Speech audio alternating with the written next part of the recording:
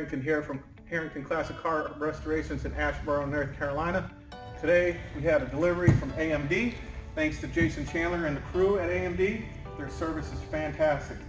And we have two brand new quarter panels, radiator support, header panel, two new door skins, a brand new roof, a brand new SS hood. We also over here have, this is my little dog.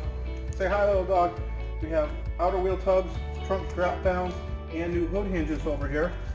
And we already have fenders for it. Should be getting a firewall pretty soon.